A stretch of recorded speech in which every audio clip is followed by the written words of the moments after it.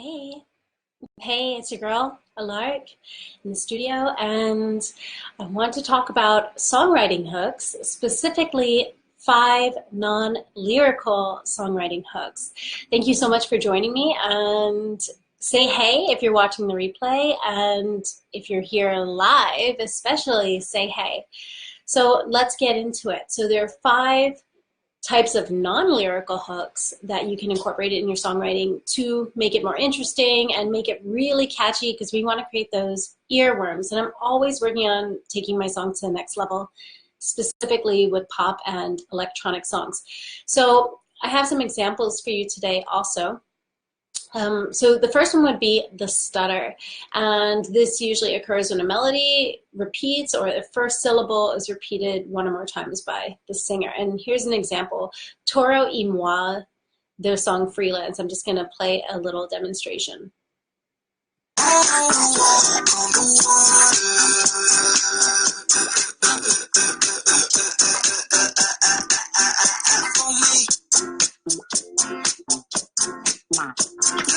Here's going to come again, so listen.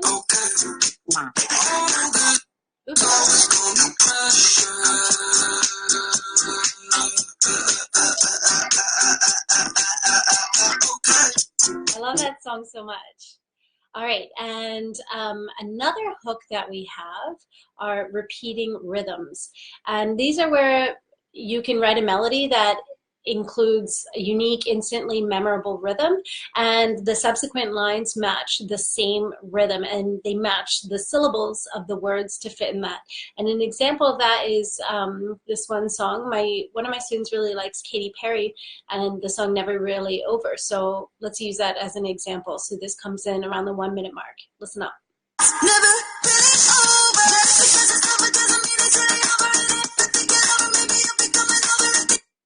Right? So you heard that repeating line, that melodic line. A third hook would be nonsense syllables. And this one is really made famous by Camila Cabello recently in her song Havana. So in this context, a nonsense syllable is just a sound that's sung and has no meaning, and it includes, like, I don't know, any sounds. Oh, yo, a, na, whatever. Let's listen to an example of this.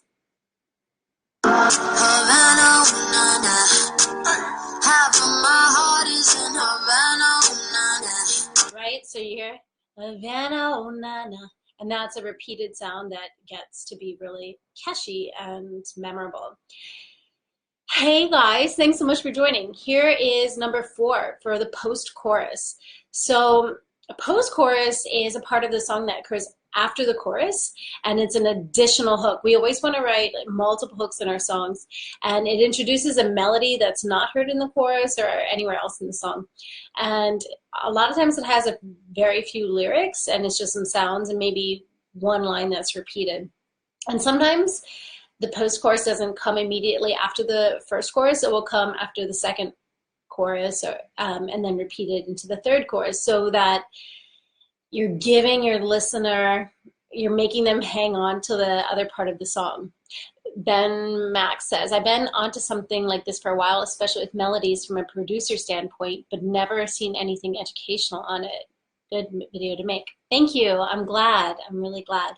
So let's listen to another hook, a post-chorus hook. This one is that Ed Sheeran song, Shape of You. I'm going to go right into it. This is at the 2 minute and 36 second mark.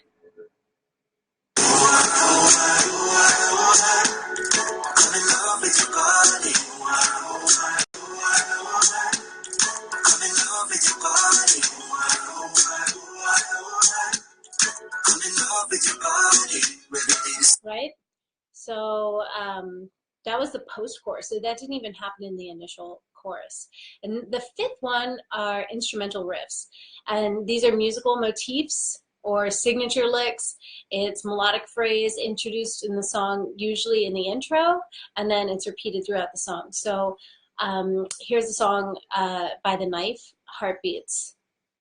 And this is at, well, right now it's at the 1 minute and 10 second mark, but it also happens throughout.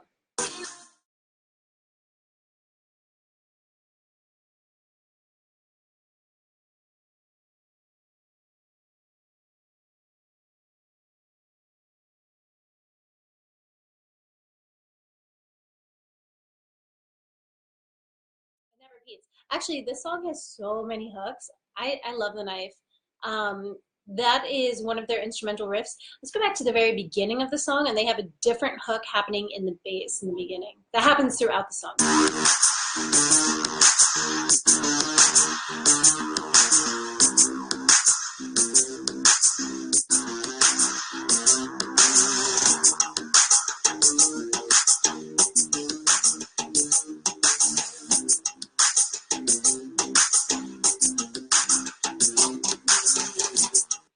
Bastion says, today I look very strict.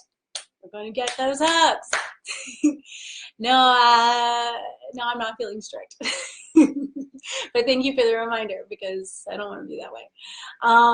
And so with this song by The Knife, Deep Cuts, I mean the album Deep Cuts, the song Heartbeats, you can hear that when it comes in, when that second melodic riff comes in again, how they're overlaid with each other. They have the underlying bass line and the other melodic line that comes in. I'm going to skip forward to show that to you again.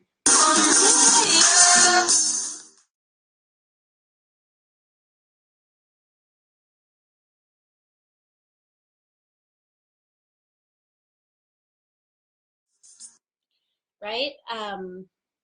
So that's another example. Hey guys.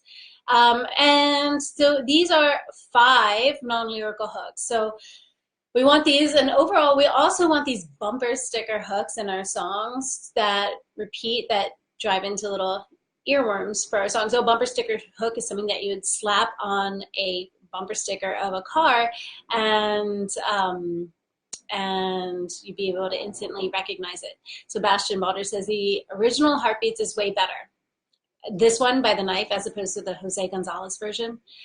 I agree. I mean, I love Jose Gonzalez. I think he's an incredible musician. And he does that acoustic version with guitar. And then he also does a lot of electronic music with Junip and other projects. But yeah. So we always want to write those bumper sticker hooks in our lyrics, and this is an example of 5 non-lyrical hooks to include in your writing. All right, thank you so much for joining. If you are interested in taking your pop and electronic songwriting to the next level, DM me, message me the word hooks, and let's talk.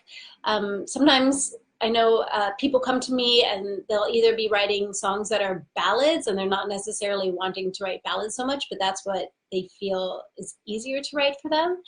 And they want to write more upbeat songs. And also they have these ideas from loops and samples that they want to put together, but they're not sure how to connect the parts and how to write these catchy melodies that make them feel excited, that get their audience singing back. So you can go to setyourlifetomusic.com if you want to check out some ways to develop your songwriting, and just message me the word hooks and let's talk. All right, thanks so much. I'm going to get back to working on my own songwriting, and I'll talk to you guys later. Lots of love.